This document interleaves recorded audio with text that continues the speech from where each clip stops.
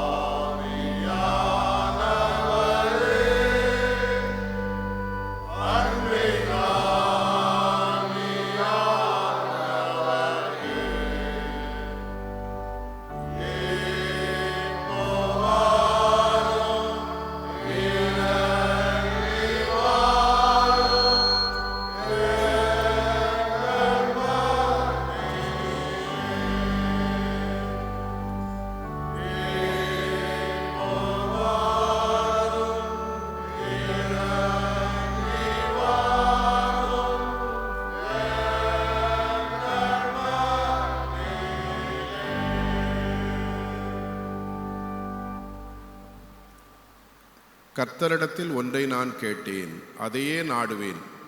அவருடைய சமூகத்தில் நான் நிற்கவும், அவருடைய ஆலயத்தில் ஆராய்ச்சி செய்யவும், இரவும் பகலும் அவருடைய வாசஸ்தலத்தில் தங்கியிருப்பதையே நாடுவேன். எங்கள் அன்பின் ஆண்டவரே, இந்த ஆலயத்தை நீ தந்தீர், நன்றி சொல்கிறோம் அப்பா. ஆராதிக்க திருச்சபை தந்திருக்கிறீர், ஸ்தோத்திரிக்கிறோம் ஆண்டவரே. இந்த காலை திருவிருந்து ஆராதனையிலே ஆண்டவர் பிரசன்னமாயிருந்து உம்முடைய வார்த்தையிலே உம்மை வெளிப்படுத்தும், அப்பத்தை பிட்கையிலே உம்மை வெளிப்படுத்தும். ஆராதனையிலே நீர் எழுந்து அருளியிருப்பதை நாங்கள் உணரும் கிருபை எங்களுக்கு தாரும். இயேசு கிறிஸ்துவின் மூலம் தாழ்மையோடு வேண்டிக் கொள்கிறோம் நல்ல பிதாவே. தேவநாம மகிமை கொண்டாகும். திருவிருந்து ஆராதனைக்கு ஆர்வமாகும் கீதங்கள் கீர்த்தனைகளும் 292வது பாடலை நாம் பாடுவோம். கர்த்தா நீர் வசிக்கும் என்கின்ற பாடல். கீதங்கள் கீர்த்தனைகளும் 292வது பாடல்.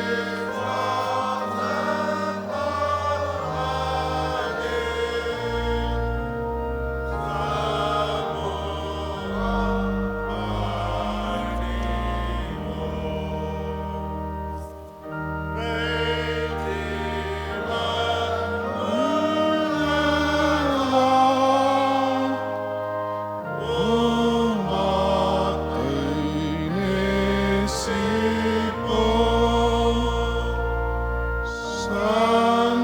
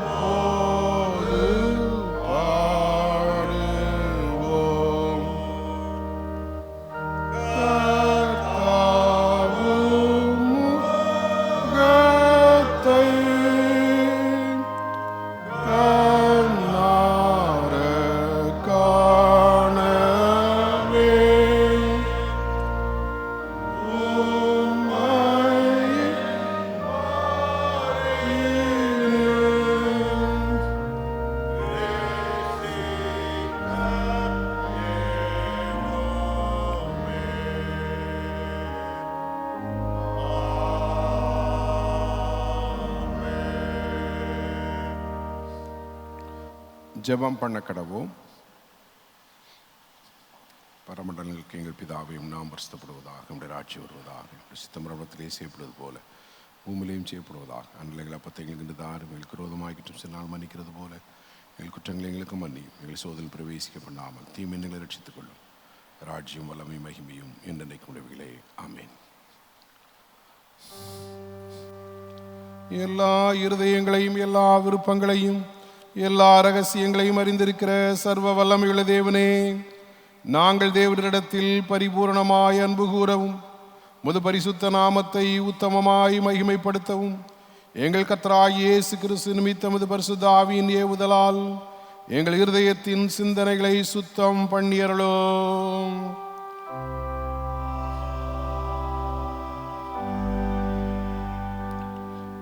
நமது இரட்சகராகிய கிறிஸ்து திருவளம் பற்றி சொல்லிய வார்த்தைகளாவன: நம்முடைய தேவனாகிய கர்த்தர் ஒருவரே கர்த்தர்.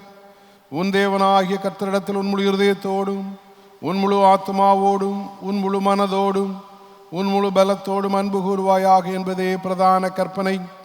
இதற்கொப்பாயிருக்கிற இரண்டாம் கற்பனை என்னவென்றால், உன்னிடத்தில் நீ அன்பு கூறுகிறது போல பிறனிடத்திலும் அன்பு கூறுவாயாக என்பதே. இவைகளிலும் பெரிய கற்பனை வேறொன்றுமில்லை என்றார்.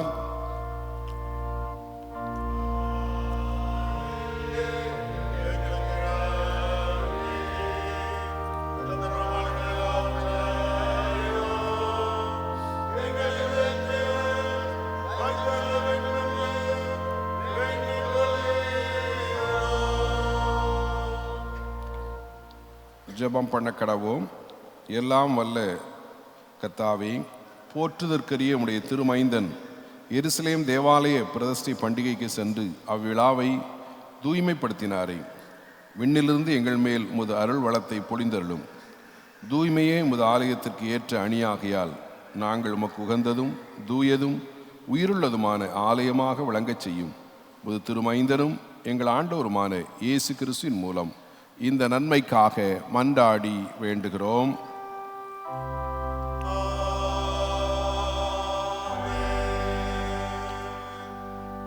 தயவுசெய்து உட்கார்வோம். வேத பகுதிகள் வாசிக்க கேட்போம்.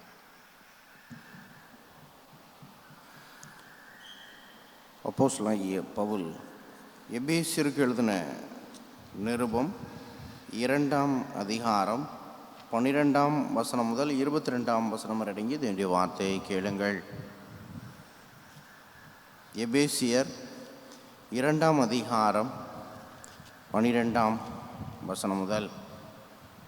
அக்காலத்திலே கிறிஸ்துவை சேராதவர்களும் இஸ்ரவேலுடைய காணியாட்சிக்கு புறம்பானவர்களும் வாக்குத்தத்தத்தின் உடன்படிக்கைகளுக்கு அந்நியரும் நம்பிக்கை இல்லாதவர்களும் இவ்வுலகத்தில் தேவனற்றவர்களுமாயிருந்தீர்கள் என்று நினைத்து கொள்ளுங்கள்.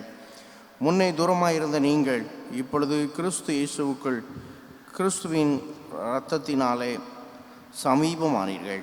எப்படியெனில் அவரே நம்முடைய சமாதான காரணராகி இருதிறத்தாரையும் ஒன்றாக்கி பகையாக நின்ற பிரிவினையாகிய நடுச்சுவரை தகர்த்து சட்டதிட்டங்களாகிய நியாய பிரமாணத்தை தம்முடைய மாம்சத்தினாலே ஒழித்து இருதிறத்தாரையும் தமக்குள்ளாக ஒரே புதிய மனுஷனாக சிருஷ்டித்து இப்படி சமாதானம் பண்ணி பகையை சிலுவையினால் கொன்று அதனாலே இருதிறத்தாரையும் ஒரே சரீரமாக தேவனுக்கு ஒப்புரமாக்கினார்.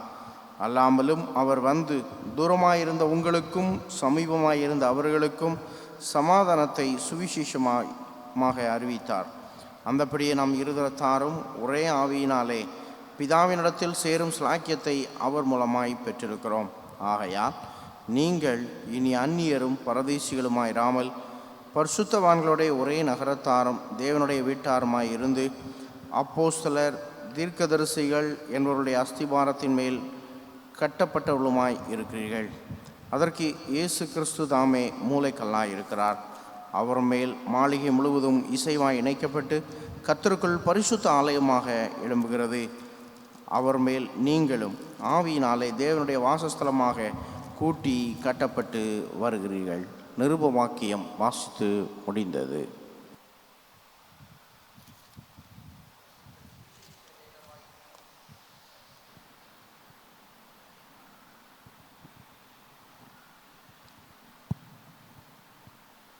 பரிசுத்த சுவிசேஷ வேத வாக்கியம் பரிசுத்த மத்தேயு என்பவர் எழுதின சுவிசேஷம் 16ஆம் அதிகாரம் 13ஆம் வசனம் முதல் 20ஆம் வசனம் வரை அடங்கியிருக்கிறது.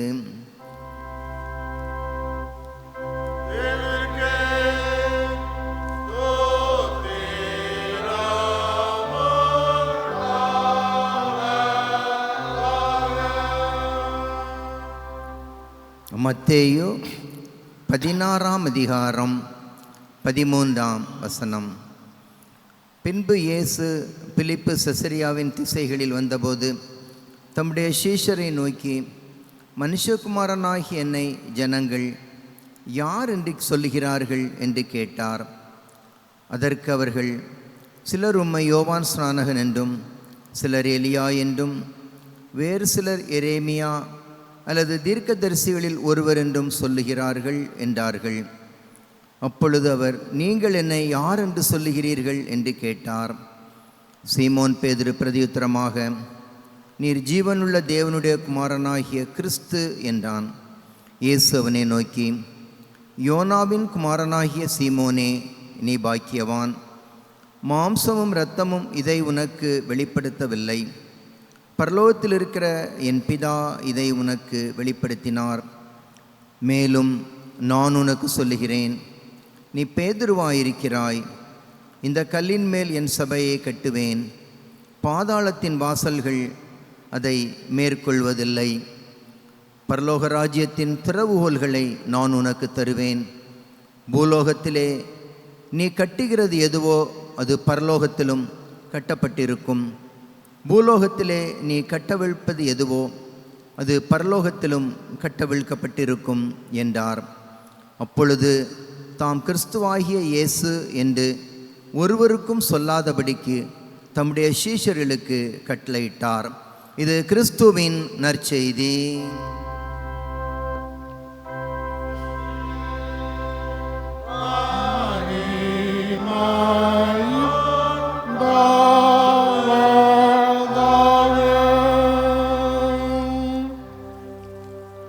வானத்தையும் பூமியையும் எல்லாவற்றையும் படைத்தவராயிருக்கிற சர்வரமண பிதாவாகிய ஒரே தேவனை விசுவாசிக்கிறேன். ஒரே கர்த்தருமாய் தேவனுடைய ஒரே பேரான குமாரனாயிருக்கிற இயேசு கிறிஸ்துவை விசுவாசிக்கிறேன். அவர் சகலம் உண்டாகிறதுக்கு முன்னே பிதாவினாலே ஜனிப்பிக்கப்பட்டவர், தெய்வத்தில் தெய்வமானவர், ஜோதியில் ஜோதியானவர், மெய்தேவனில் மெய்தேவனானவர், உண்டாக்கப்படாமல் ஜனிப்பிக்கப்பட்டவர், பிதாவுடைய ஒரே தன்மையுடையவர், சகலத்தையும் உண்டாக்கினவர், மனிதராகி நமக்காகவும் நமக்கு ரட்சிப்பு உண்டாகவும் பரமத்திலிருந்து இறங்கி பரிசுத்த ஆவியினாலே அவதரித்து நமக்காக பந்தி பிலாத்துவின் காலத்தில் சிலுவையில் அறையுண்டு பாடுபட்டு அடக்கம் பண்ணப்பட்டார். வேத வாக்கியங்களின்படி 3ஆம் நாள் உயிர்த்தெழுந்தார். பரமண்டலத்துக்கு ஏறி பிதாவின் வலது பாரசத்தில் விட்டிருக்கிறார். உயிருள்ளோரையும் மரித்தோரையும் நியாயந்தீர்க்க மகிமையுடைய திரும்ப வருவார். உடைய ராஜ்யத்துக்கு முடிவில்லை. கர்த்தருமாய் ஜீவனை கொடுக்கிறவருமாய் பிதாவிலும் குமாரன் என்று புறப்படுகிறவருமாய் பிதாவோடும் குமாரனோடும் கூட தொழுது தோத்திருக்கப்படுகிறவருமாய் தீர்க்க தரிசனம் மூலமாய் ஒருத்தவருமாய் இருக்கிற பரிசுத்தாயை சுவாசிக்கிறேன். ஒரே பொதுவான அப்போஸ்தலர் திருச்சபை உண்டு சுவாசிக்கிறேன். பாவமனுக்கு நியமிக்கப்பட்ட ஒரே ஞானஸ்நானத்தை அறிக்கையிடுகிறேன். மரித்தோர் உயிர்த்தெழுதலும் மறுமைக்குரிய ஜீவனம் உண்டாகும் என்று காத்திருக்கிறேன்.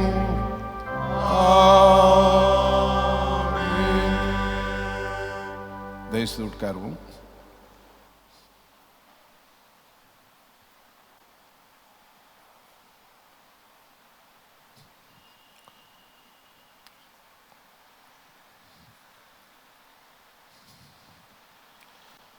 கிறிஸ்துவுக்கு அன்பானவர்களே, இந்த காலை வேளையிலே இந்த 85வது பிரதிஷ்டை ஆராதனைக்கு ஆயத்தமான இந்த காலை திருவிருந்து ஆராதனையிலே ஆண்டவருடைய வார்த்தை கேட்கவும் கர்த்தரை தொழுது கொள்ளவும் திருப்பந்தியிலே பங்கு பெறவும் வந்திருக்கிறவங்க ஒவ்வொருவரையும் இயேசுவின் நாமத்தினால் நான் வாழ்த்துகிறேன்.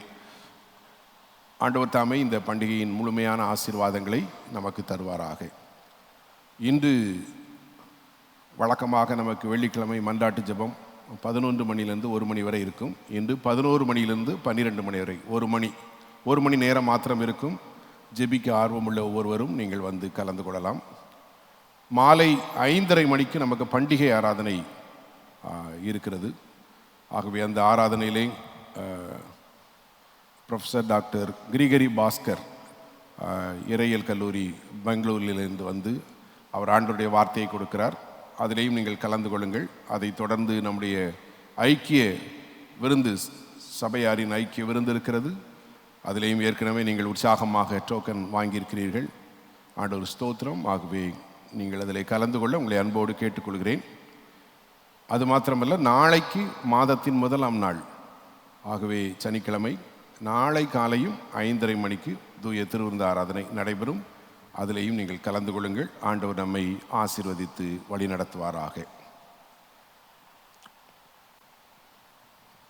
தேவநாம மகிமை கொண்டாகும். ஆண்டோடைய அருள்ந்த வார்த்தைகளை கேட்பதற்கு ஆயத்தமாக கீதங்களும் கீர்த்தனைகளும் 210வது பாடலை நாம் பாடுவோம். சபையின் அஸ்திபாரம் நல்மீட்பர் கிறிஸ்துவை என்று சொல்லிய பாடல். கீதங்களும் கீர்த்தனைகள் 210வது பாடலை நாம் பாடுவோம்.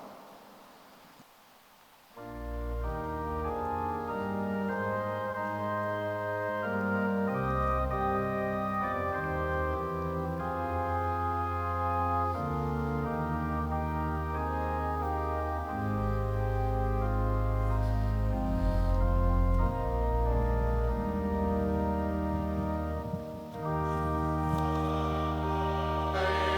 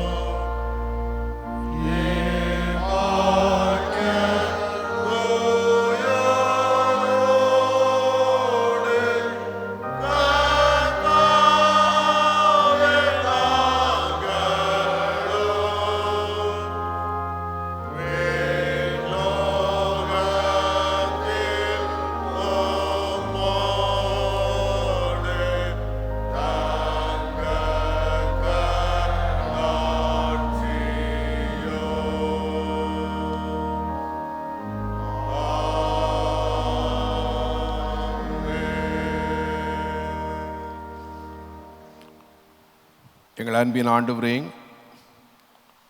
எங்கள் எல்லாருடைய சிந்தனைகளையும் என்னுடைய நாவையும் நீர் ஆளுகை செய்யும். கர்த்தாவே சொல்லும், நாங்கள் கேட்கிறோம்.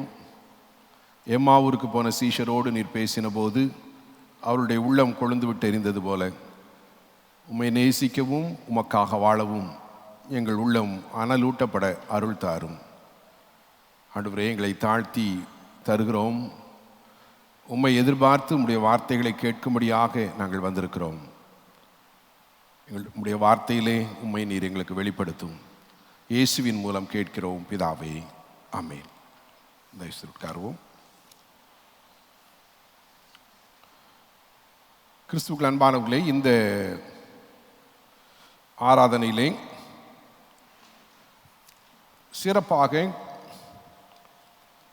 சபை பற்றி வேதம் என்ன சொல்கிறது என்று சொல்லி நாம் கவனிக்க இருக்கிறோம். பொதுவாக சபை என்பதை எக்லேஷியா என்று சொல்கிறார்கள். அதாவது அதற்கு இணையான ஒரு வேத வசனம் 1 பேதுரு 2:9, அந்தகாரத்தினின்று ஆச்சரியமான ஒளியினிடத்திற்கு வரவழைத்தவருடைய புண்ணியங்களை அறிவிக்கும்படிக்கு நாம் தெரிந்து கொள்ளப்பட்ட சந்ததியாயும் ராஜரீகமான ஆசாரிய கூட்டமாயும் அவருக்கு சொந்த ஜனமாயும் இருக்கிறோம் என்று சொல்லி நாம் வாசிக்கிறோம்.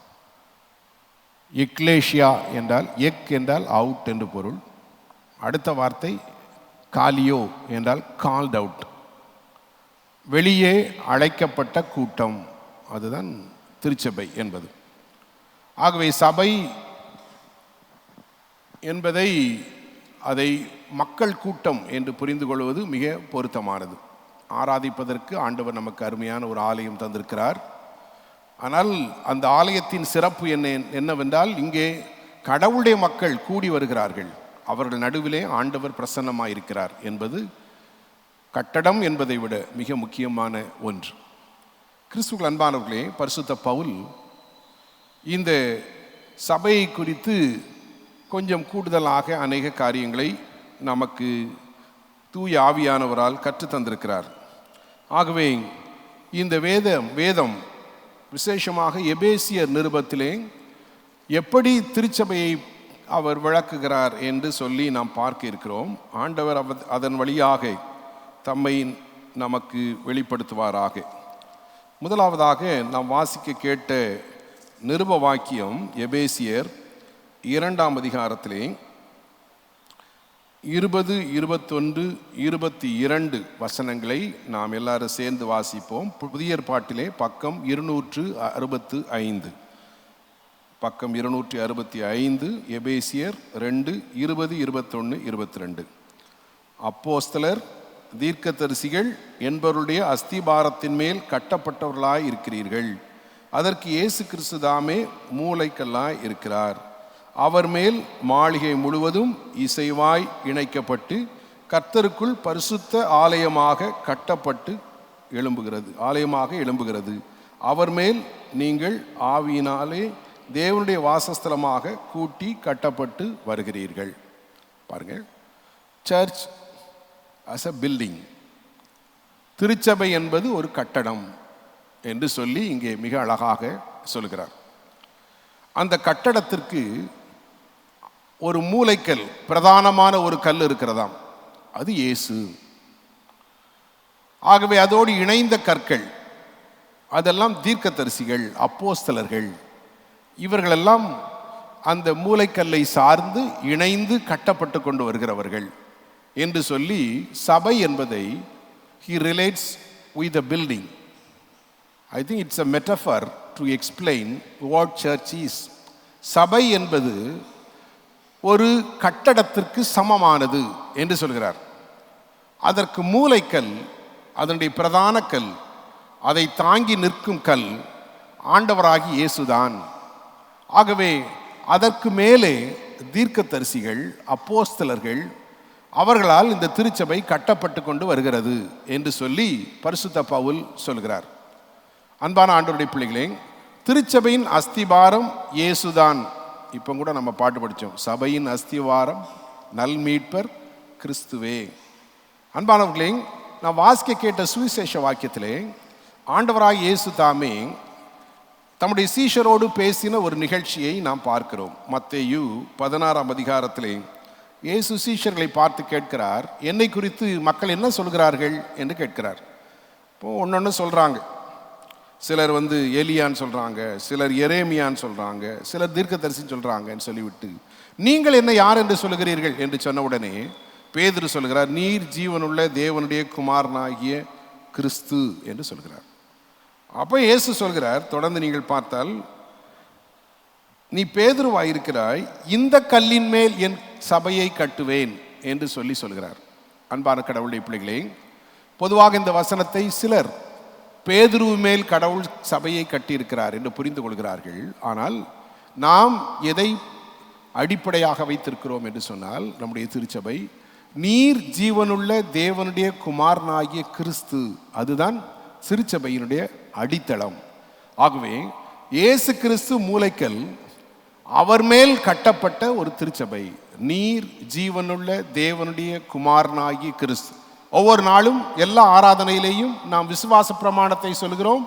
ஏனென்றால் நாம் என்ன நம்புகிறோம்? the confession that Jesus is the Lord. That is the basis and the foundation of the church.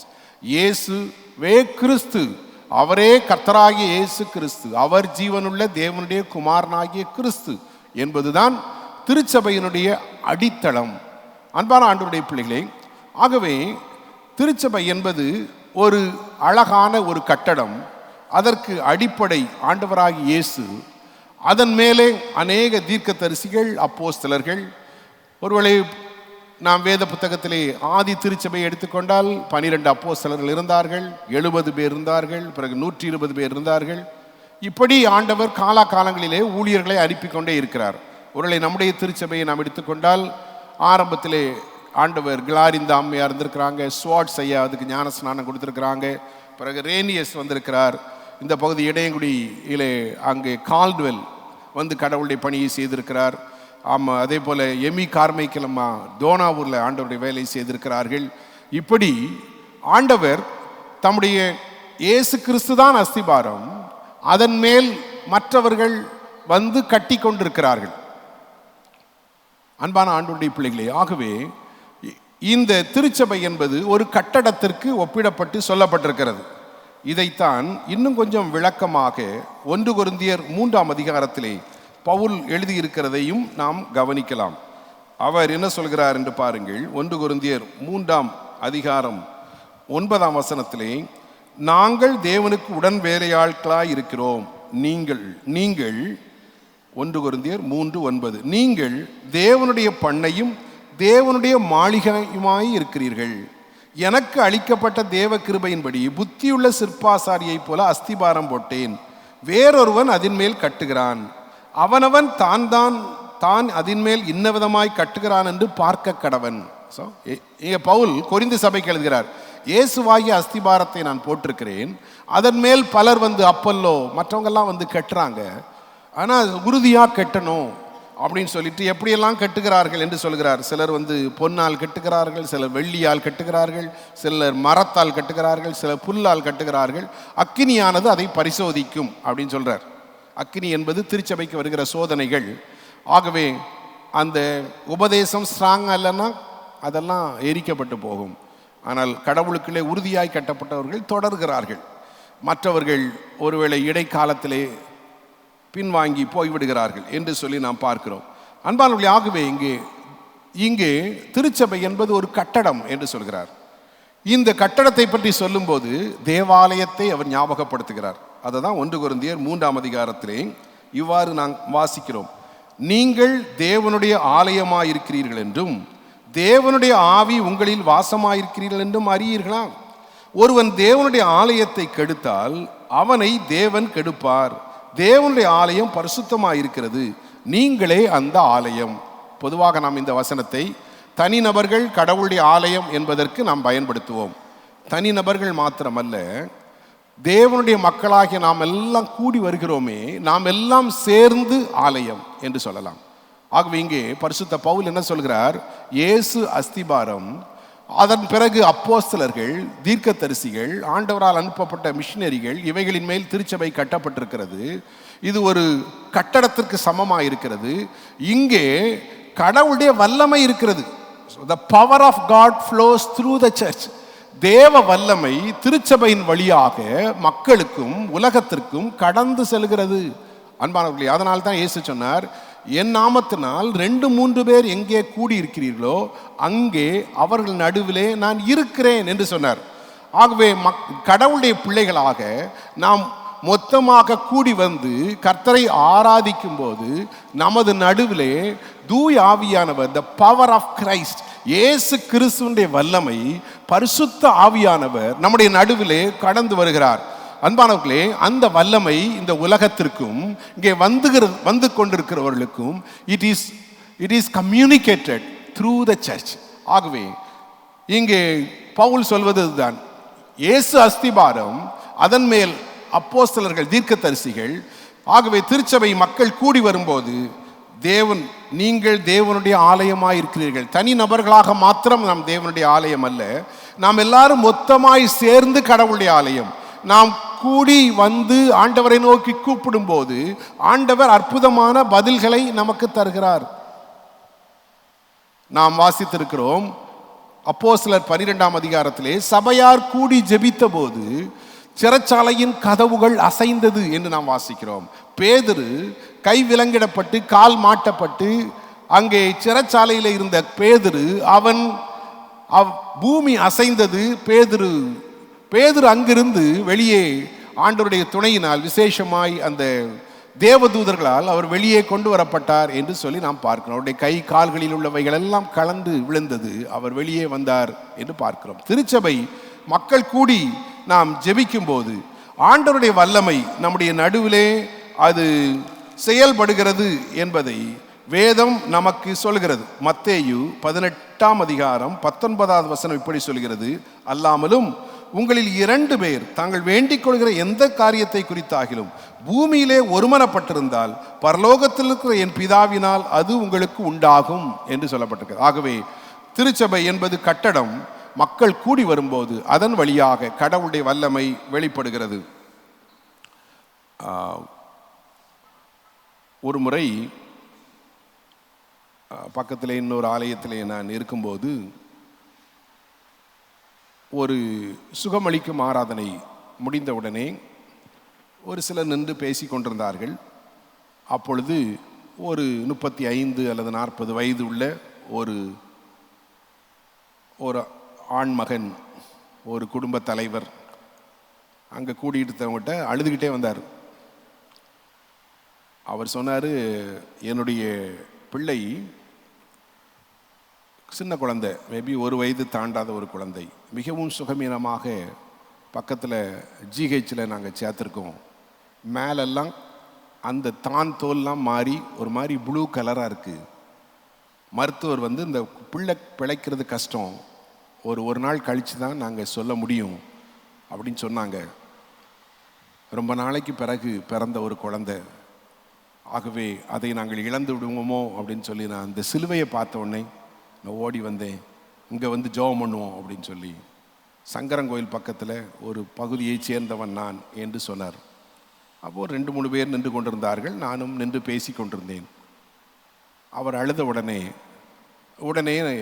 நான் என்ன சொன்னேன்னா, எல்லாரும் சேர்ந்து நம்ம ஜெபம் பண்ணலாம். அவர் ஓடி வந்து ஜெபம் பண்ணணும்னு வந்திருக்கிறாரு. நாம் எல்லாரும் முழங்கால் படியிட்டு அவரையும் முழங்கால் படியிட சொல்லி எல்லாரும் சேர்ந்து ஆண்டவரை நோக்கி நாங்கள் ஜெபித்தோம். அன்பானவர்களே, எல்லாரும் ரொம்ப அவரோட இந்த சோக நிலைமையை பார்த்த உடனே எல்லாரும் ரொம்ப ஆர்வமாக ஜெபம் பண்ணாங்க.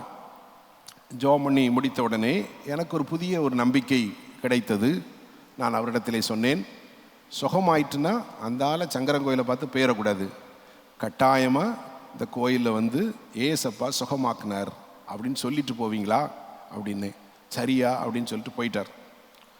நான் அதுக்கு பிறகு ரொம்ப அதை ஞாபகத்தில் வைத்து கொள்ளவில்லை. அப்புறம் அந்த ஞாயிற்றுக்கிழமை ஆராதனையிலே நடத்தி கொண்டிருக்கும் போது பார்த்தேன், அங்கே இந்த மனிதர் பின்னால் உட்கார்ந்திருந்தார். எனக்கு ஒரு கேள்வி, இவர் சுகமாயிற்றோன்று வந்திருக்காரா என்னன்னு தெரியலையே, இவரை மொத்தமாக இருக்கும்போது கூப்பிட்டு என்னன்னு கேட்டால் நல்லா இருக்குமான்னு தெரியலையே என்று சொல்லி முடிந்த உடனே அவர் ஓடி வந்தார். என்ன அப்படின்னு சொன்னேன். ஐயா, ஆண்டவர் என் குழந்தைய சுகமாக்கிட்டார். ஹல்லேலூயா. சொல்லிட்டு போங்கன்னு சொன்னீங்கல்ல, அதான் சொல்ல வந்தேன். நான் இங்கே வந்து ஜெபம் பண்ணிட்டு திருப்பி அங்கே மருத்துவமனைக்கு போனேன். அந்த தோல் கலர்லாம் நார்மலாக ஆயிற்று, வேகமாக இம்ப்ரூவ் ஆயிற்று. அந்த குழந்தை பிழைத்து கொண்டது. நீங்கள் சொல்லிட்டு போங்கன்னு சொன்னீங்களே, அதான் சொல்ல வந்தேன். நான் தான் யோசித்தேன், நமக்கு தான் கொஞ்சம் நம்பிக்கை குறையாக இருந்திருக்கு. அல்லது அந்த ஆராதனை நேரத்தில் கூப்பிட்டு இந்த புதன்கிழமை வந்து இவர் ஜெபம் பண்ணிட்டு போனார், ஏசப்பா சுகம் கொடுத்தாருன்னு சொல்லியிருந்தா என்ன நல்லா இருந்திருக்கும் என்று நான் யோசித்தேன். அன்பான கடவுளுடைய பிள்ளைகளே, when we pray together we defeat the world, உலகத்தையும், the Satan and the sickness, உலகத்தையும் பிசாசையும் வியாதியையும் அனைத்தையும் வெற்றி கொள்ளக்கூடிய கிருபை நமக்கு தருகிறார். நாம் தனி நபர்களாக மாத்திரம் ஆலயம் அல்ல, நாம் எல்லாரும் இணைந்த ஒரு கட்டடம் ஆலயம். Not just this building. ஆகவே செங்கலால் கான்கிரீட்டால் கட்டப்பட்ட இந்த கட்டடம் தேவை. ஆனால் நாம் எல்லாரும் இணைந்து இருந்து ஒருமனப்பட்டு கர்த்தரை நோக்கி கூப்பிடும்போது the power of God flows through us. நம் வழியாக கடவுளுடைய வல்லமை உலகத்திற்கும் திருச்சபையின் மக்களுக்கும் கடந்து செல்கிறது. ஆண்டவர் பேதுருவை சிறைச்சாலையிலிருந்து விடுதலை செய்த ஆண்டவர், நான் இப்பொழுது சொன்ன இந்த குழந்தையை சுகமாக்கின ஆண்டவர். நாம் ஆசையோடு அவரை தேடும்போது, நாம் இணைந்து ஜெபிக்கும் போது, இந்த திருச்சபை கட்டடமாகிய இந்த திருச்சபையிலிருந்து கடவுளுடைய மக்களாக நாம் இணைந்து ஜெபிக்கும் போது இதிலிருந்து கடவுளுடைய வல்லமை வெளிப்படுகிறது. அன்பானவர்களே, சபையின் அஸ்திபாரம் நல் மீட்பர் கிறிஸ்து தான். ஆனால் அவர்கள் மேல் கட்டப்பட்ட கடவுளுடைய மக்களாகிய நாம் இணைந்து ஜெபித்து பெரிய ஆசீர்வாதங்களை நிச்சயமாய் பெற்றுக்கொள்ள முடியும். அது மாத்திரமல்ல, இன்னும் இங்கே என்ன சொல்லப்பட்டிருக்கிறது என்று கவனிப்போம். எபேசியர் 4வது அதிகாரத்தை பார்ப்போம். அங்கே திருச்சபையை பற்றி என்ன சொல்லி இருக்கிறது என்று சொல்லி நாம் கவனிப்போம். 4வது அதிகாரம் 15, 16 வசனங்களை நாம் எல்லாரும் சேர்ந்து வாசிப்போம். எபேசியர் 4, 15, 16. அன்புடன் சத்தியத்தை கைக்கொண்டு தலையாகிய கிறிஸ்துவுக்குள் எல்லாவற்றிலேயும் நாம் வளருகிறவர்களாயிருக்கும்படியாக அப்படி செய்தார். அவராலே சரீரம் முழுவதும் அதற்கு உதவியாயிருக்கிற சகல கணுக்களினாலும் இசைவாய் கூட்டி இணைக்கப்பட்டு ஒவ்வொரு அவயவமும் தன் அளவுக்கு தக்கதாய் கிரியை செய்கிறபடியே அது அன்பினாலே தனக்கு பக்தி விருத்தி உண்டாக்குறதுக்கு ஏதுவான சரீர வளர்ச்சியை உண்டாக்கி இருக்கிறது. பாருங்க, சபை ஒரு சரீரம். It's a body. It's not only a building. அது ஒரு கட்டடம் மாத்திரமல்ல, அது கிறிஸ்துவின் அது ஒரு சரீரம் என்று சொல்லி வேதம் சொல்கிறது. சபை கட்டடம் என்று சொன்னோம், சர்ச் இஸ் எ பில்டிங் என்று சொன்னோம். இங்கே என்ன சொல்லப்பட்டிருக்கிறது? சபை என்பது கிறிஸ்துவின் சரீரம். கிறிஸ்து தான் அதற்கு தலையாயிருக்கிறார். நாம் எல்லாரும் அவயவமாக இருக்கிறோம். சிலர் கண்ணாக இருக்கலாம், சிலர் காதாக இருக்கலாம், சிலர் கைகளாக இருக்கலாம், சிலர் கால்களாக இருக்கலாம். ஆகவே சபை என்பது கிறிஸ்துவின் சரீரம்.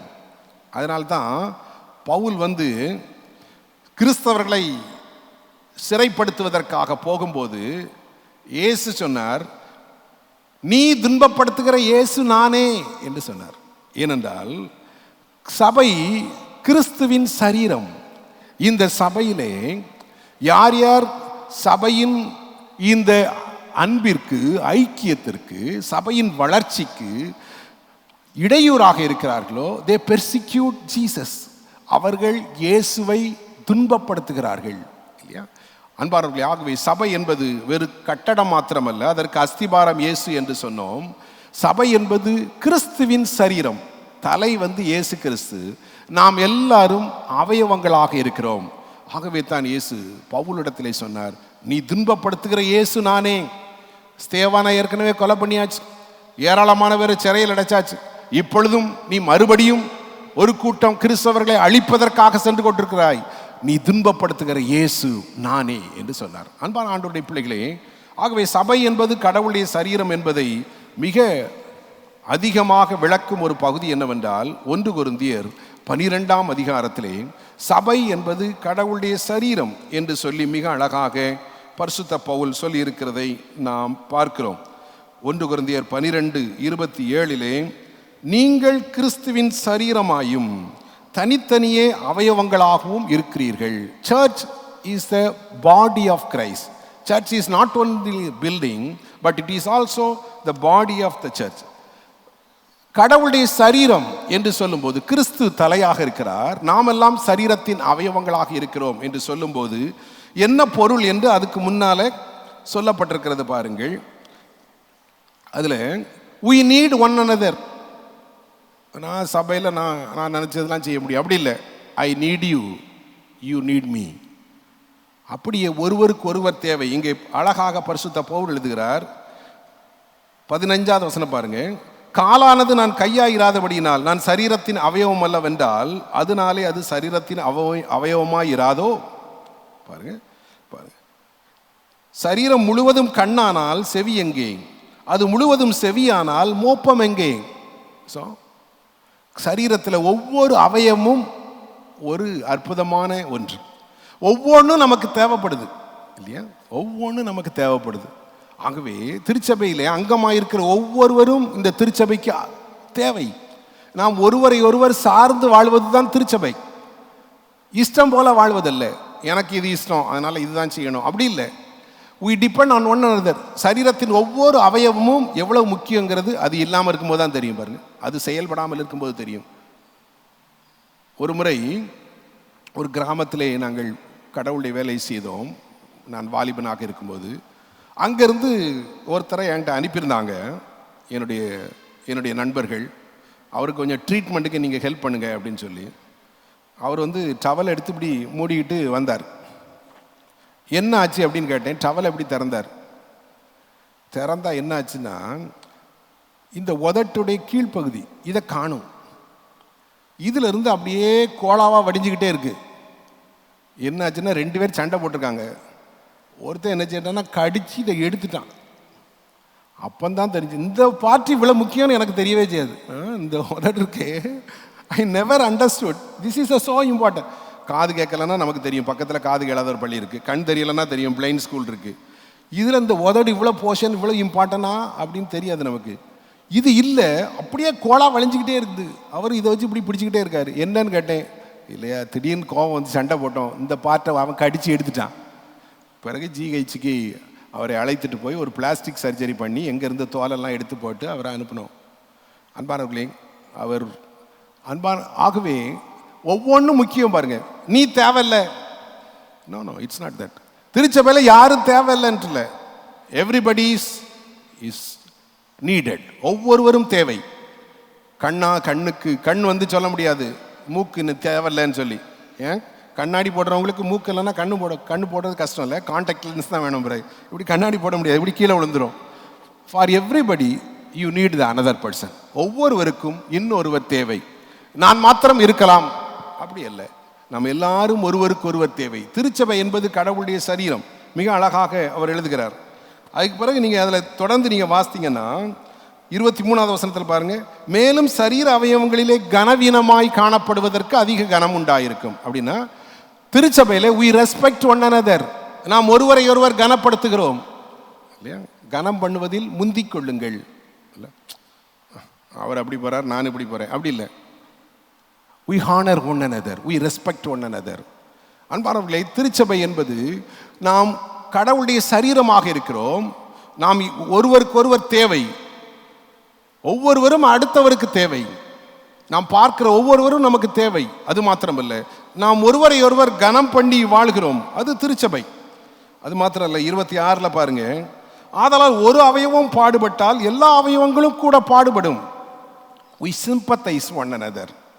ஆகவே இவ்வாறு சொல்லலாம், we need one another, we respect one another and we sympathize for one another. நாம் ஒருவரை ஒருவர் கனம் பண்ணுகிறோம், ஒருவருக்கொருவர் நாம் அவசியப்படுகிறோம். நீ வேண்டாம், நான் உங்கள்கிட்ட வரமாட்டேன், அப்படி இல்லை.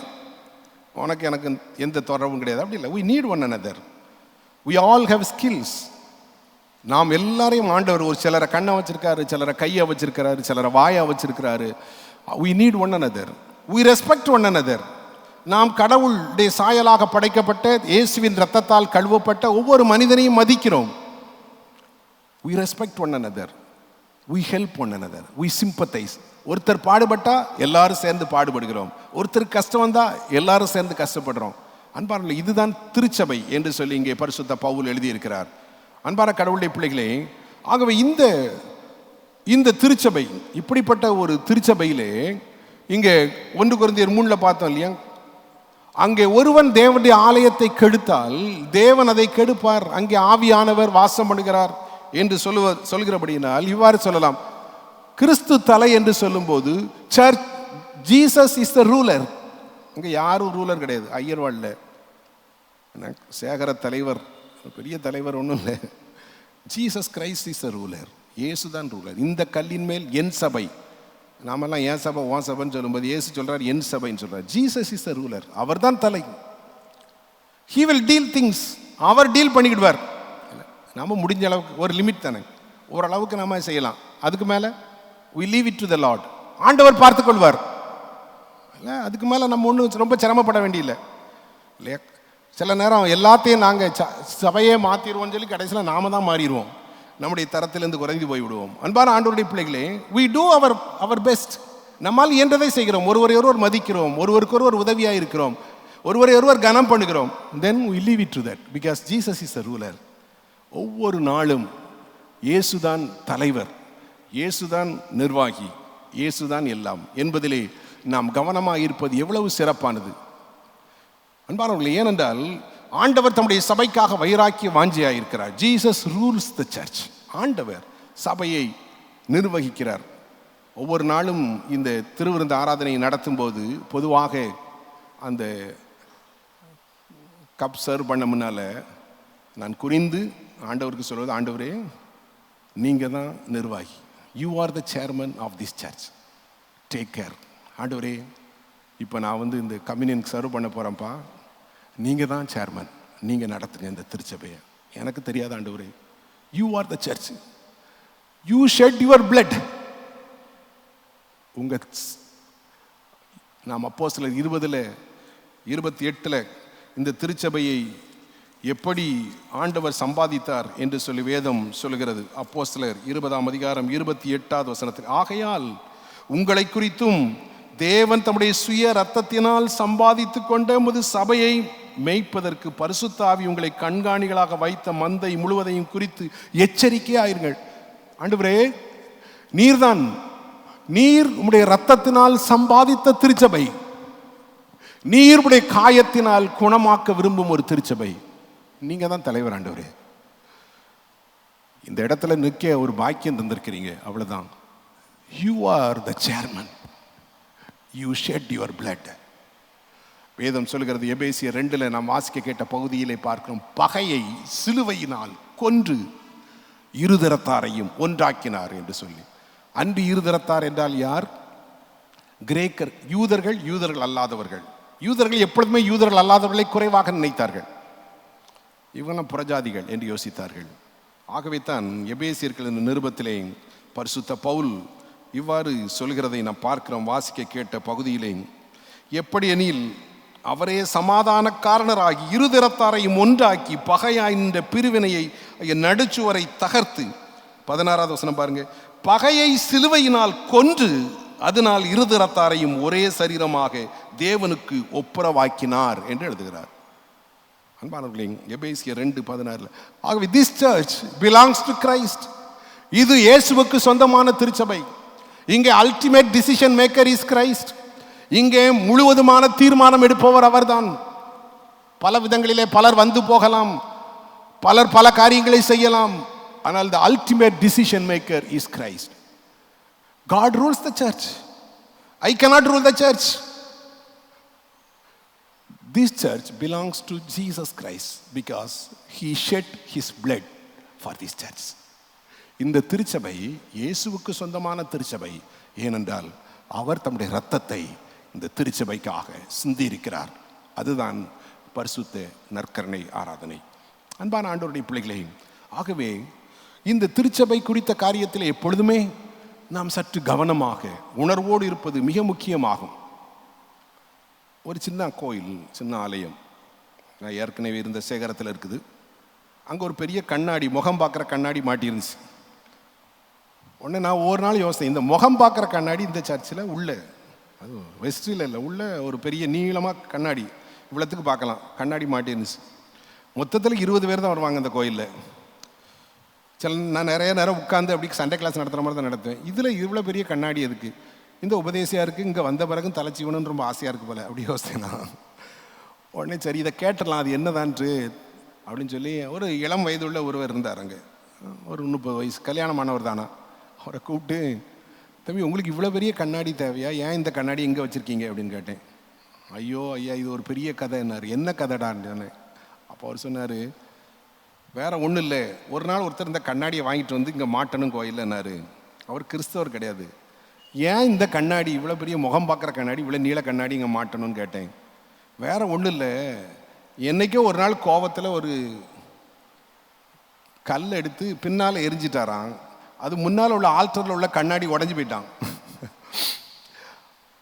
அவர் கிறிஸ்தவர் கிடையாது. அவருக்கு கொஞ்சம் இந்த லேட்டை வச்சு நமக்கும் அவருக்கும் கொஞ்சம் இடைஞ்சல் இருந்துக்கிட்டே இருக்கு. உடனே அவர் அது எரிஞ்ச நாள்லேருந்து தருத்திரம் போக முடியல, அதனால் ஒரு கண்ணாடி தானே உடைச்சிட்டோம், ஒரு கண்ணாடியை வாங்கி மாட்டிடுவோன்னு சொல்லி கோயிலில் இந்த கண்ணாடியை வாங்கி கொண்டு வந்திருக்கேன்னாரு. அந்த கண்ணாடிக்கும் முகம் பார்க்குற கண்ணாடிக்கும் வித்தியாசம் அவருக்கு தெரில. பரவாயில்ல, அவர் மாட்டிட்டு போயிட்டார், அதனால் அதில் இருக்கியா, அது நான் தலைச்சிவருக்கு வைக்கல என்று சொன்னார். அன்பானவர்களே, அற்பமான சின்ன விஷயம். we need to be very careful in the church. சபை நாம் கவனமாக இருக்க வேண்டிய ஒன்று. ஏனென்றால் கிறிஸ்து தான் தலைவர். கடைசியாக ஒன்றை சுருக்கமாக சொல்லி நான் முடிக்கிறேன். இதே எபேசியர் எழுதின நிருபத்திலே நீங்கள் கவனித்தால், எபேசியர் 5ஆம் அதிகாரம் 27, 28 நாம் வாசிப்போம். 25 27 வரை வாசிப்போம். புருஷர்களே, உங்கள் மனைவிகளில் அன்பு கூறுங்கள், அப்படியே கிறிஸ்துவும் சபையில் அன்பு கூர்ந்து தாம் அதை திருவசனத்தை கொண்டு தண்ணீர் முழுக்கினால் சுத்திகரித்து பரிசுத்தமாக்குகிறதற்கும் கரைதிரை முதலானவைகள் ஒன்றுமில்லாமல் பரிசுத்தமும் பிழையற்றதுமான மகிமையுள்ள சபையாக அதை தமக்கு நிறுத்தி கொள்வதற்கு தம்மை தாமே ஒப்பு கொடுத்தார். சபையை மணவாட்டி என்று சொல்கிறோம். இங்கே கணவன் மனைவி உறவு பற்றி சொல்லும்போது இயேசு கிறிஸ்து, இங்கே பவுல் சபை மனைவி மாதிரி. எப்படி கணவன், the husband provides for the wife, so the love of Jesus flows through the church. இயேசுவின் அன்பு திருச்சபையின் வழியாக அது கடந்து போகிறது. அன்பானவர்களே, எப்படி ஒரு கணவன் அந்த மனைவியை, அங்கே பாருங்க 29ஆம் வசனத்தில், கர்த்தர் சபையை போஷித்து காப்பாற்றுகிறார், அதே போல கணவனும் மனைவியை போஷிக்கிறான். அது மாத்திரம் இல்லை அன்பானவர்களே, 26ஆவது வசனம் சொல்லியிருக்கு, தாம் அதை திருவசனத்தை கொண்டு தண்ணீர் முழுக்கினால் சுத்திகரித்து பரிசுத்தமாக்குகிறார். கடவுள் திருச்சபையை மணவாட்டியாக பாவிக்கிறார். பவுல் இன்னொரு இடத்துல ரொம்ப அழகா சொல்லியிருக்கார் பாருங்க. 2 கொரிந்தியர் 11ஆம் அதிகாரத்தில் 2ஆவது வசனத்தில், நான் உங்களை கற்புள்ள கன்னிகைகளாகிய கிறிஸ்து என்னும் ஒரே புருஷனுக்கு ஒப்பு கொடுக்க நியமித்தபடியினால் உங்களுக்காக தேவ வைராக்கியம் கொண்டிருந்தேன், உங்களை மணவாட்டியாக கிறிஸ்துவுக்கு ஒப்பு கொடுக்கிறேன் என்று சொல்றார். ஆகவே சபை என்பது இட்ஸ் பிரைட் ஆஃப் கிரைஸ்ட், திருச்சபையின் மணவாட்டி இல்லையா? அன்பானவர்களே, நமக்கு ஒவ்வொரு குடும்பத்திலேயும் மனைவி என்பவள் எவ்வளவு முக்கியமோ அதே போல ஆண்டவரை பொறுத்த அளவிலே திருச்சபை என்பது அவ்வளவு முக்கியம். அவர் வைராக்கிய வாஞ்சியாக இருக்கிறார், அவர் போஷிக்கிறார், அவருடைய அன்பு அதன் வழியாக கடந்து செல்கிறது. ஆகவே 3 காரியத்தை நாம் பார்த்தோம். முதலாவதாக திருச்சபை, இட்ஸ் a பில்டிங். இரண்டாவதாக it is a body of Christ. மூன்றாவதாக it is the bride of Christ. தமிழிலே திருச்சபை அது ஒரு கட்டடம், திருச்சபை கிறிஸ்துவின் சரீரம், திருச்சபை கிறிஸ்துவனுடைய மணவாட்டி. அப்படிப்பட்ட திருச்சபையின் அங்கமாக நாம் இருக்கிறோம். இந்த திருச்சபையை தம்முடைய இரத்தத்தை சிந்தி மீட்டு கொண்டு இயேசு கிறிஸ்துவை நாம் நினைவு கூறுகிறோம். அந்த உணர்வோடு தான் இந்த பரிசுத்த நற்கருணை ஆராதனையை பங்கு கொள்கிறோம். ஆகவே ஆண்டவர் நம்மை பரிசுத்தமாக்குவார், நம்மை போஷிக்கிறார், அவருடைய வல்லமை நம்முடைய வழியாக கடந்து செல்கிறது. நாம் கிறிஸ்துவை மகிமைப்படுத்தி ஒருவருக்கொருவர் உதவியாயிருக்க ஆசீர்வாதமாக இருக்க அழைக்கப்பட்டிருக்கிறோம். ஆண்டவர் தாமே இந்த வார்த்தையினால் நம்மை ஆசீர்வதிப்பாராக. ஆமீன். மீண்டுமாக நாம் யாவரும் எழுந்து நின்று நம்மையும் நம்முடைய காணிக்கைகளையும் அர்ப்பணிக்கும் விதமாக கீதங்களும் கீர்த்தனைகளும் 293வது பாடலை நாம் பாடுவோம். தேவனே இயேசுநாதனே இத்தேவ ஆலயம் வந்திடும் என்று சொல்லிய பாடல். கீதங்களும் கீர்த்தனைகளும் 293வது பாடல்.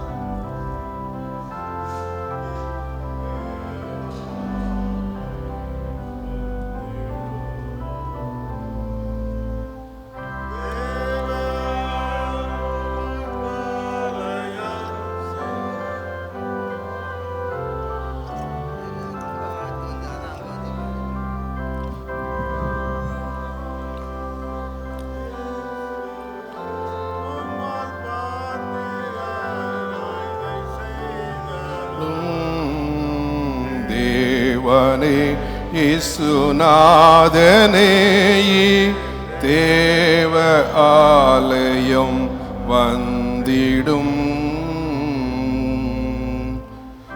பாவி உமக்கு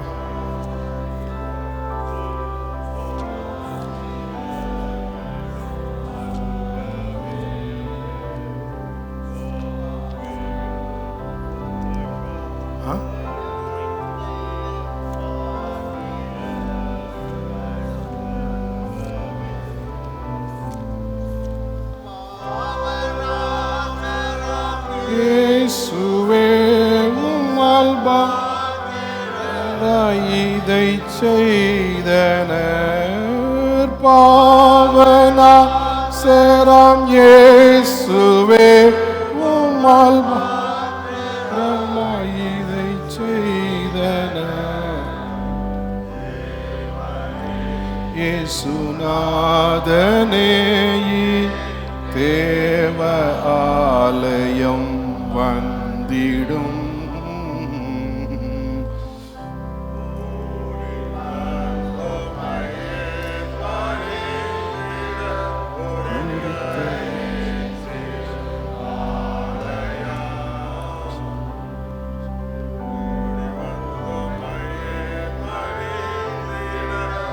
குறித்த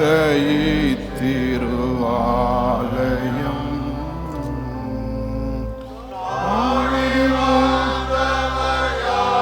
அவருக்கும் நல்வசனமுள்ளதா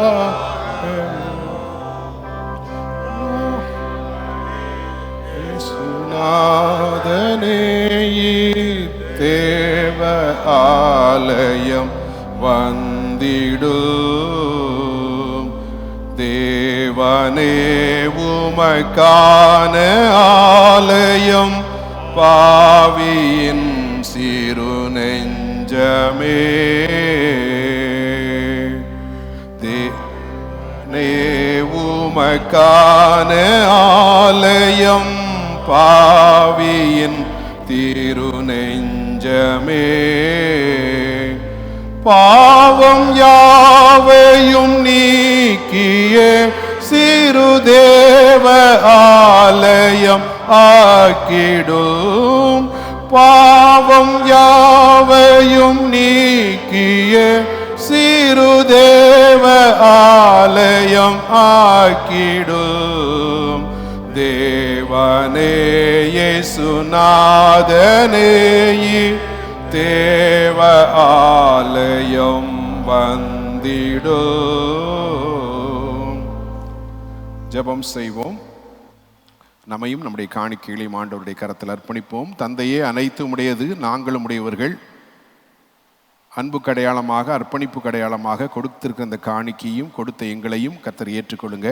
ஸ்தோத்திர காணிக்கை செலுத்த நம்முடைய மக்களை கர்த்தர் ஆசீர்வதிங்க. நன்மையும் கிருபையும் உடைய பிள்ளைகளை தொடரச் செய்யுங்க. இந்த நாளிலே இருக்கிற மாலை ஆராதனைக்காக ஜெபிக்கிறோம். மன்றாட்டு ஜெபத்துக்காக நன்றி சொல்லுகிறோம். ஆசீர்வதிங்க. ஆண்டவரே, ஐக்கிய விருந்துக்காக ஜெபிக்கிறோம். ஒழுங்குகளை பொறுப்படுத்திக் கொள்ளுங்க. கர்த்தர் ஆளுகை செய்து அனைத்தையும் வழிநடத்த வேண்டும் என்று நாங்கள் ஜெபிக்கிறோம். அப்பா ஆண்டவரே, தொடர்ந்து இந்த ஆராதனை தேவ பிரசன்னத்திற்காக மன்றாடுகிறோம். திருச்சபையின் ஒவ்வொரு குடும்பத்தையும் நீங்கள் ஆசீர்வதிங்க. இயேசு கிறிஸ்துவின் மூலம் தாழ்மையோடு வேண்டிக் கொள்கிறோம் நல்ல பிதாவே.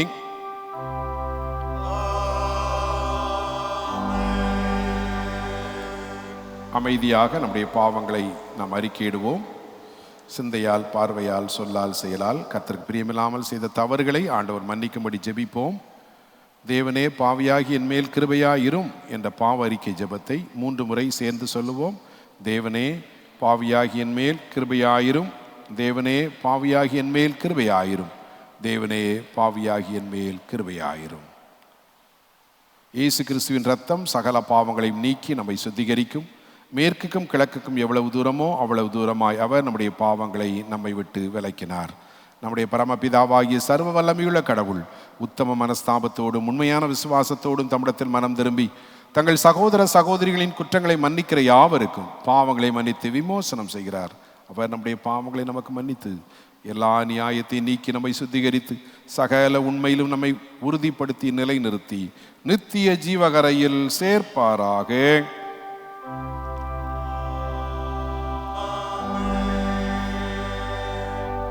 நம்மை தாழ்த்தி தாழ்மையின் ஜெபத்தை சேர்ந்து சொல்லுவோம். இரக்கமுள்ள கர்த்தாவே, எங்கள் சுயநீதியை நம்பி நாங்கள் நம்முடைய பந்தியில் சேர துணியாமல் தேவனுடைய இளவற்ற இரக்கத்தையே நம்பி சேருகிறோம். நம்முடைய மேஜையின் கீழ் விழும் துணிக்கைகளை பொறுக்கிக் கொள்ள நாங்கள் பாத்திரரல்ல.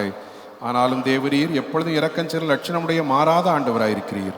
ஆகையால் கிருபையுள்ள கர்த்தாவே, அருமையான குமாரனாகிய இயேசு கிறிஸ்துவின் சரீரத்தால் எங்கள் பாவமுள்ள சரீரம் சுத்தமாகி அவருடைய விலையுயர்ந்த இரத்தத்தால் எங்கள் ஆத்துமா கழுவப்படுவதற்கும் எப்பொழுதும் நாங்கள் அவருக்குள்ளும் அவர் எங்களுக்குள்ளும் வாசமாயிருப்பதற்கு ஏற்ற விதமாய் அவருடைய சரீரத்தை புசித்து அவருடைய இரத்தத்தை பானம் பண்ண எங்களுக்கு கிருபை செய்தருளோம். ஆமேன். சர்வ வல்லமையுள்ள தேவனே, எங்கள் பரமபிதாவே, தேவரீர் எங்களுக்கு உருக்கமாய் இறங்கி உடைய ஒரே பேரான குமாரனாய் இயேசு கிறிஸ்து சிலுவையில் மரணமடைந்து எங்களை மீட்டுக் கொள்ளும்படி அவரை தந்தருளினீரே. அவர் சிலுவையிலே ஒரே தரம் தம்மை தாமே ஏகபலியாக ஒப்பு கொடுத்து சர்வலோகத்தின் பாவங்களை நிவர்த்தி செய்வதற்கு நிறைவும் பூரணமும் போந்ததுமான பலியையும் காணிக்கையும் பரிகாரத்தையும் செலுத்தினதுமல்லாமல் தமது அருமையான மரணத்தை என்றைக்கும் நினைப்பூட்டு ஞாபகத்தை நியமித்து தாம் திரும்ப வருமளவும் நாங்கள் அதை அனுசரித்து வரும்படி தம்முடைய பரிசுத்த சுவிசேஷத்தில் கட்டளையிட்டிருக்கிறாரே. அவர் தாம் காட்டி கொடுக்கப்பட்ட அந்த ராத்திரியிலே அப்பத்தை எடுத்து ஸ்தோத்திரம் பண்ணி அதை பிட்டு சீஷர்களுக்கு கொடுத்து, நீங்கள் வாங்கி புசியுங்கள், இது உங்களுக்காக கொடுக்கப்படுகிற என்னுடைய சரீரம்.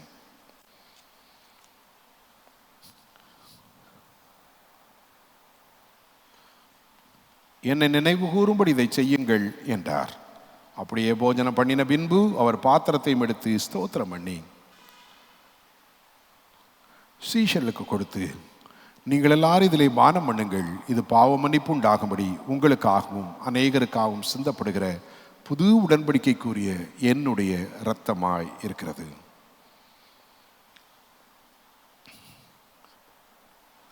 இதை பானம் பண்ணும் போதெல்லாம் என்னை நினைவு கூறும்படி இதை செய்யுங்கள் என்று திருவளம் பற்றினார்.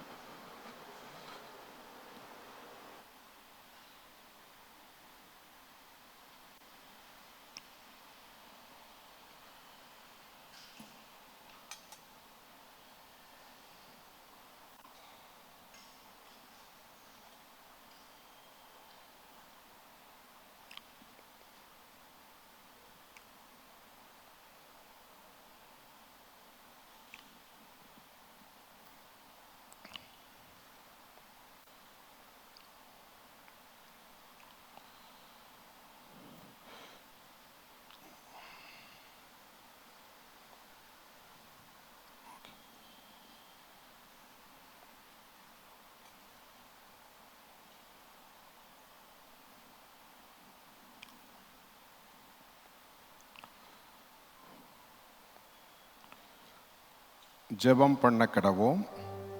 பரமண்டலங்களில் இருக்கிற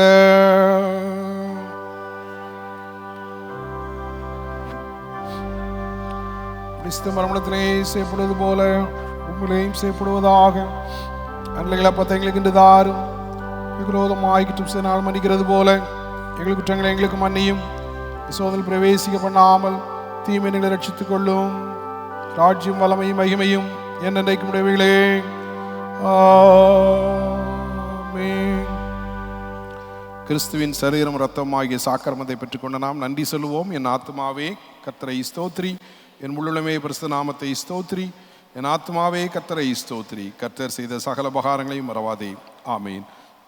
எல்லா புத்திக்கு மேலான தேவ சமாதானம் உங்களோட இருந்து நீங்கள் தேவனை அவருடைய குமாரனாகிய நம்முடைய நாதர் இயேசு கிறிஸ்துவையும் அறிகிற அறிவிலும் அன்பிலும் நிலைத்திருக்கும்படி இருதயத்தையும் சிந்தையும் காக்க கடவுது. பிதா குமாரன் பரிசுத்த ஆவியாகிய சர்வ வல்லமை பொருந்திய தேவனுடைய ஆசீர்வாதம் உங்களுக்குள்ளே இருந்து எப்பொழுதும் உங்களோட நிலைத்திருக்க கடவுது.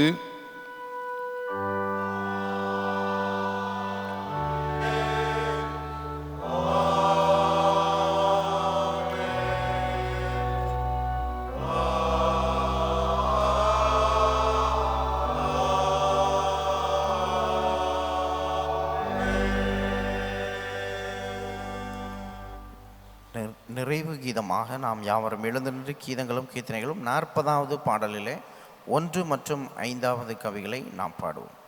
கீதங்களும் கீர்த்தனைகளும் 40, 1 மற்றும் 5வது கவி.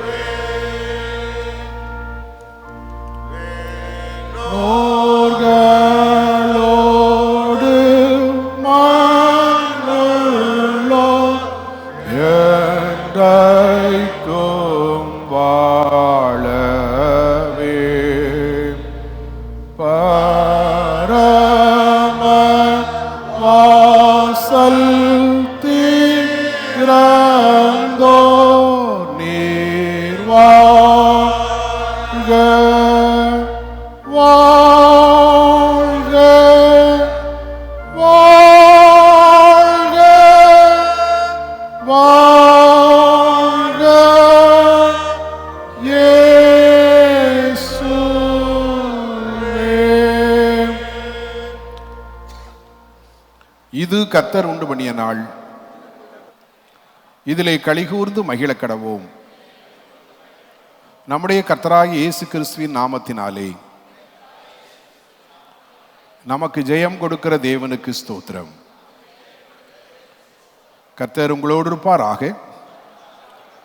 தேவ சமாதானத்தோடே போக கடவோம்.